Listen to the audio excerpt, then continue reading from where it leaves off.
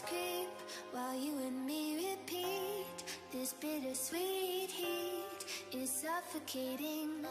I'm waiting and always hesitating.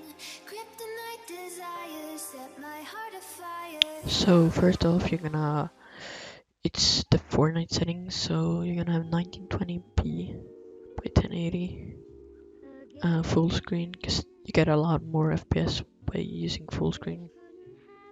Uh, these settings doesn't really matter. If you get high FPS, high frame rates, and has a beast PC, you should probably like use the same setting as me, because you gotta get a lot more FPS. Motion blur off. Many people think you're using motion blur in game, but that's wrong. You're using it in the Sony Vegas often. VSync off if you have 60 Hz screen. Next up here is your Fortnite sensitivity. So I used 400 DPI and 0.16 in game. So you're gonna have pretty low like sensitivity, because if you have very high, it's gonna look like very weird. It's not gonna you're not gonna be able to see the blur as much. So next up is your OBS studio settings. I recommend using OBS because it's like pretty easy to use. So I'm gonna start off by going to video right here, and then base canvas resolution. I have that on 1920 by 1080. Output scaled resolution 1920 by 1080. This is like which quality the video is gonna get into, right?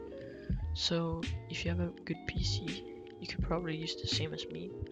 But if you start lagging when you're using this, maybe downscale this to around like either 1280 by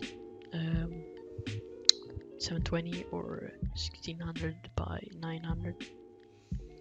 Downscale filter, big cubic, sharpened, scaling, 16 samples. I tested the 32 samples, but I don't see a quality difference, so I used 16 samples. You're gonna have it on a fractional FPS value, and I use 240 FPS. You can either use 144 FPS or 120 FPS if you start lagging. A high 120 FPS is the lowest. Like I recommend it's the lowest, because if you go even lower, you're not gonna get as much blur, and the video is not gonna get as smooth. Next up is your output settings. Output mode simple. This is streaming stuff. Recording quality. This one, large file size. Recording format, MP4. I just use that too, like it's the best quality. Always use MP4. Encoder and NVENC. Like that's you're recording with your graphic card if you use NVENC. If you use your CPU X264, you will start lagging. So like I don't recommend to use that, as the new NVENC is updated and you get like the same quality. So when you're in Sony Vegas, by the way, I use Sony Vegas 60 Pro 16. You're gonna have anything above 14 to be able to have the blur. So you're gonna import your video.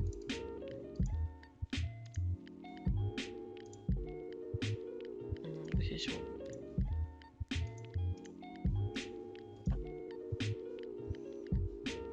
You're gonna import your video, right?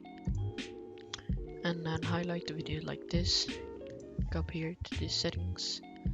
You can either have this on 1920 by 1080 or 2560 by 1440. I used this because it's you get a lot better quality because YouTube like downscale the quality. I don't know why, but they do that. So just use this field order upper field first. You're not gonna change anything here, not here.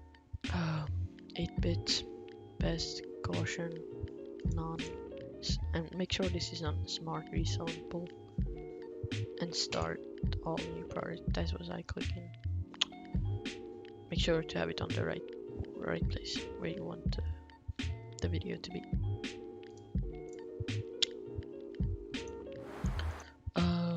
So next up is render settings. So you're gonna use Magic's AVC, AAC, MP4.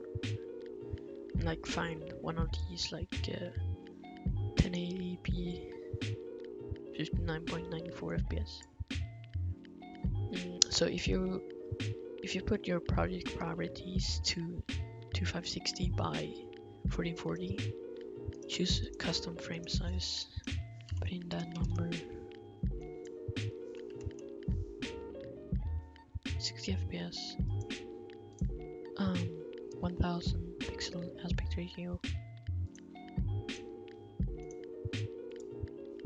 You're gonna change this to 240, NV encoder, high quality VBR. If you use CBR, yeah, the blur is not gonna work.